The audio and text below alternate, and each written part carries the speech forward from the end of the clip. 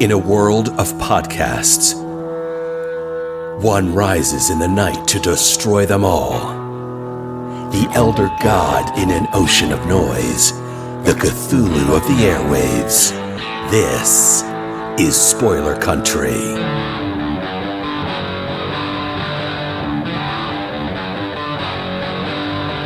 Hey man, what's up? What's going on, man? It's been a while. It's been a while since you and I have sat down and chatted, at least not through Discord. Yeah, Discord, we did that little interview for my show a couple weeks back, but besides that, we haven't chatted for a while, so this is kind of nice. It's fun, but we are here.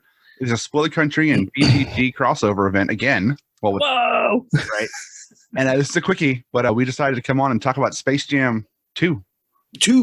Yeah, New Legacy, a new piece of shit in my mind, but way to dive right into it, man, and jump into the whole, Yeah. Well, look, I already did a review on my channel, so if you are somebody that disliked the movie, go check out my review, and maybe you'll agree with me on everything.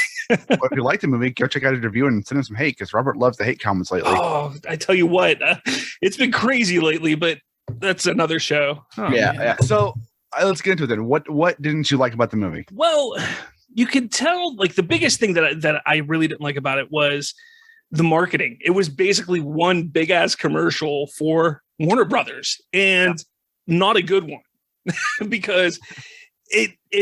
All right, for instance, it highlighted Austin Powers and The Matrix. Now, The Matrix is okay because we have a fourth one coming, but why? Exactly. Why are you marketing these properties that are 20 years old or older? It didn't make much sense. Not only that, but they're showing these in a kid's movie, which my oldest son is 12. I'm not going to have him watch Austin Powers. Well, yeah. And there's also the guys from Clockwork Orange in the background. Yeah. I mean, the marketing idea, I get that they probably wanted to not only get kids, but also get adults into it. But here's where they missed, is the adults were going to go see it regardless because it's Space Jam 2. Space Jam 2. Yeah. And all the people that were, 10, 12, 15 years old in 1996 or in their 30s or 40s now wanted to see this. Yeah. They didn't have to appease. What they needed to do to appease to that crowd was give us more of what we enjoyed back then, which was giving us little nods like the Monstars. Okay, the Monstars were the villains of the first one. We get a 3-second clip of them, and that's it. To me, it's just it missed on so many different levels. And the big excuse that everybody keeps giving is, "Oh, it's a kids movie." Well, kids movies can be good also. Just because it's shit doesn't mean that it's just a kids movie. It's shit. What do you expect? No. Take a look at what Disney's been putting out. Those are all kids movies. And I mean, if I haven't been a big fan of what Disney Pixar's been doing lately, but they're still enjoyable kids movies because they still give you good lessons. This really doesn't give a kid's lesson at all. And I'm sorry, I'm not a LeBron fan. I actually kind of think LeBron is a jackass in real life. And that's another problem I have with him, because Jordan's a jackass in real life too. Yes, but if you take a look at 1996, we didn't know that. So back in 1996, I mean, as for instance, I was 96, I was 10 years old. Michael Jordan was the star. And in my household, we're a hockey family. Mm-hmm. And I'm from Pittsburgh. And in the mid-90s, who was the big player in the NHL? Mario Lemieux. And he was on our team. But the next famous player that we knew after Mario Lemieux was Michael Jordan. I mean, that's who you knew. Jordan holds a stature that no other athlete's going to get in a long time. Is doesn't matter whether you watch sports, don't watch sports, or whatever sport you like. You in the 90s, you knew who Michael Jordan was. Yes. Period. Yeah. If you never watched a basketball game in your life, you knew who Michael Jordan was. Yeah. I mean, yeah, exactly. And that's kind of where, and even with Space Jam, it made me want to go play basketball. We had a basketball hoop on my back porch. Yeah. I would watch Space Jam and immediately want to go outside and shoot hoops. Again, hockey family, look at me. I'm not in basketball shape. I've never been in basketball shape. But that movie got me so excited about basketball that I joined my middle school team. Nice. And played for a season. You were on the team for a season. But that's that. This movie doesn't do that. Like my boys liked it, but that was it. They came out and were like, yeah, we liked it. There was no excitement behind it, no enthusiasm. Yeah. And it was also a great place to introduce the Looney Tunes because they've been kind of in this weird place for the last 15 years. Yeah. And this would have been a great opportunity to relaunch the Looney Tunes for a new generation. And they just kind of played second fiddle to LeBron. And they weren't together. Like, it wasn't like LeBron and Looney Tunes. Like, the first one was Michael Jordan and the Looney Tunes, and they worked together. So, I mean, I could go on.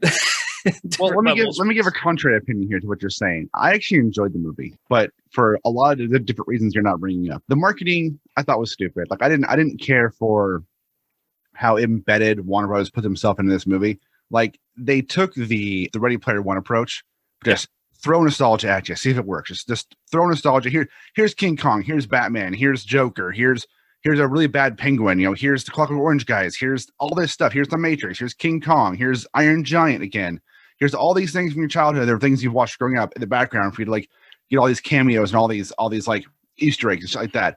Mm-hmm. And there was an overabundance of that. But if you just pull that out and ignore that, I like the story of the kid and his dad, right? I like the story of the whole, the dad trying to instill his views on the kid, which is a age-old tale of, the living through your kid. Even though he's successful, he wants his kid to live up to what he's doing. Yeah. And then the kid wanting to do something completely different, and it was it predictable? 100%, right? Most kids' movies or family films are predictable because they have to be, because kids don't want that turn at the end. Kids want that happily ever after, right? Yeah. They strive on. So could we predict from the beginning that he was going to make a game and it was going to go through, or something was going to happen with the video game stuff he was doing, and the dad, LeBron, was going to turn at the end and be like, oh, hey, go do you do.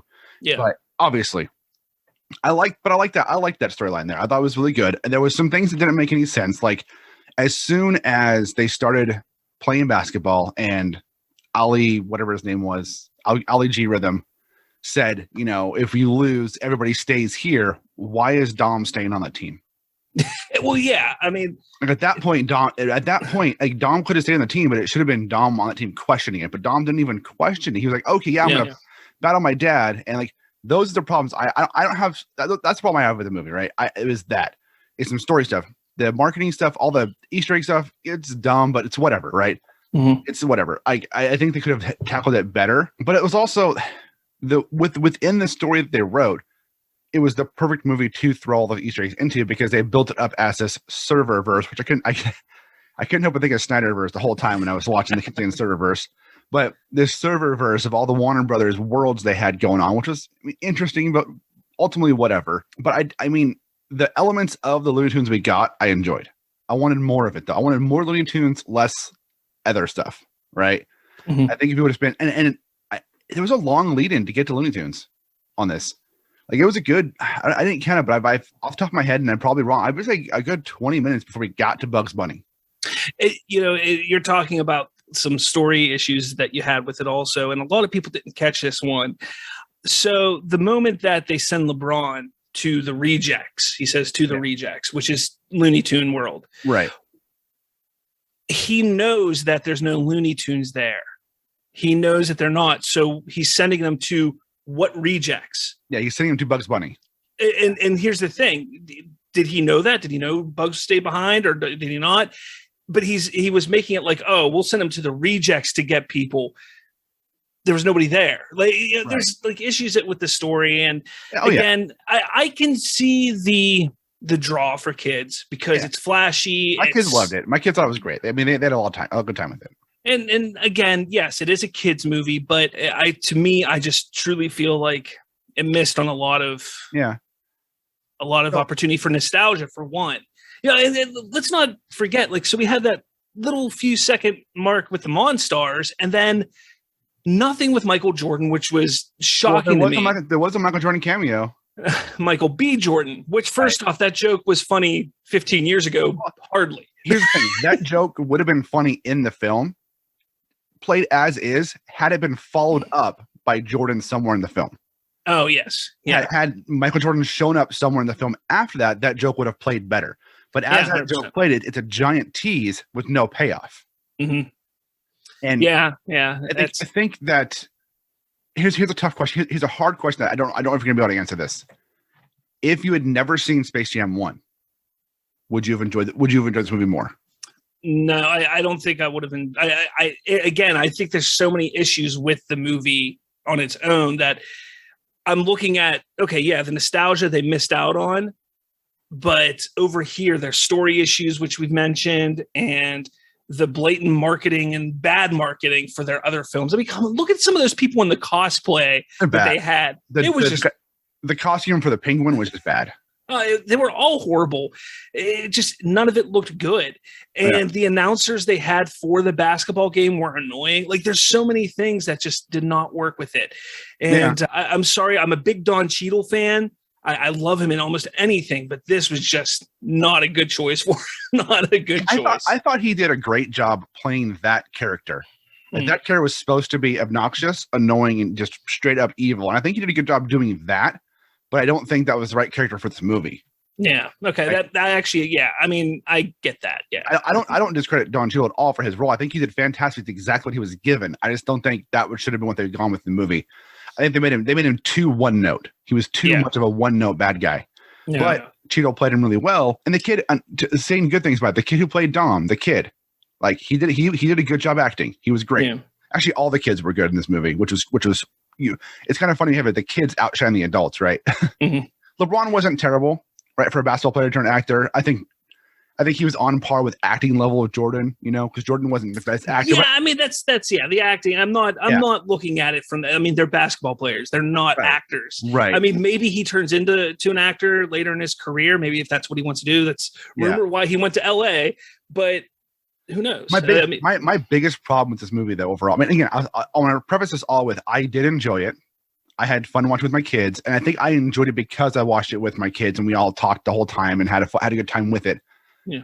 Obviously, we can break it apart and destroy it as far as what we're doing here. But my biggest problem with the movie is the game they're playing with the high stakes they have. There's no semblance of any kind of rules or point structure that matter.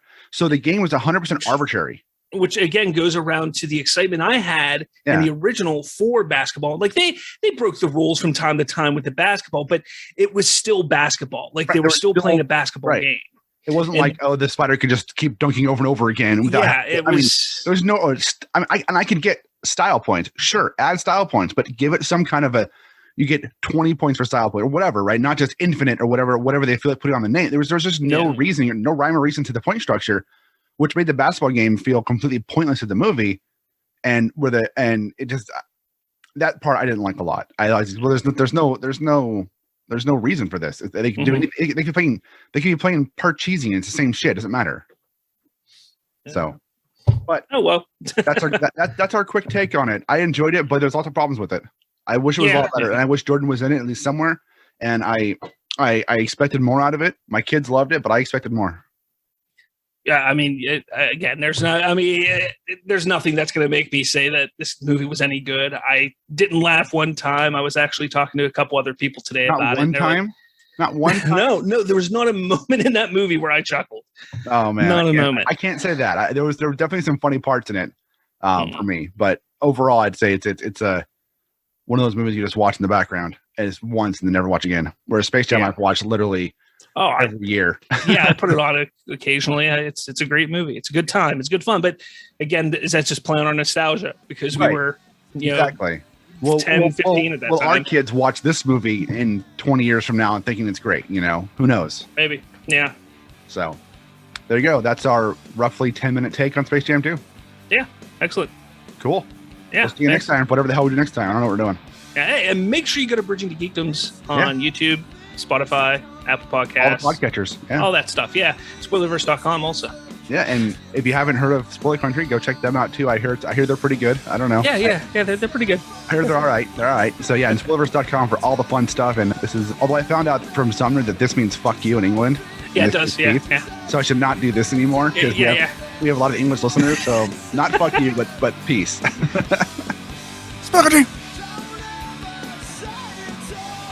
And we're back. That's right. We are back. back in the saddle again. Well, I hope you guys really, really enjoyed that as much as we did making it for you.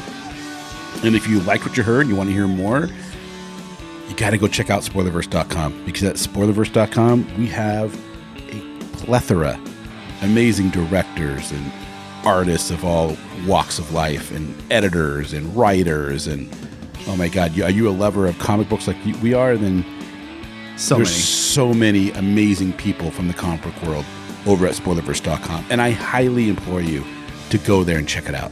Yeah, and while you're there, you can check out all the other podcasts on our network, like Bridging the Geekdoms and Funny Book Forensics and Haphazard Adventures and Nerds from the Crypt and so many more. Misery We put out Point Radio. episodes all the time. Go check all of them out. And check out all of the reviews and previews and articles we have going up every single day for you, every day on spoilerverse.com for you to check out and to read and to love and to like and to comment. We have a store link. If you want to help support the site, you can do it two ways. One, go to our Patreon, which is patreon.com/spoilercountry. Or go to our store link in the middle of the site there and get a t-shirt, a face mask, a hoodie, something, look fly as hell, and help support the site when you do that, because we get $1 or $2. And, maybe you want to talk to us. If you do, you can do it obviously on all the socials, but if you go to scpod.us/discord, you can join our public Discord server and come chat with us all day long. I couldn't say it better myself, dude. There you go. You just mouthed out a ton of information at once. And really, I hope you guys enjoy what you're hearing, because we're working our butts off to bring it to you. We are. I guess there's only one left thing.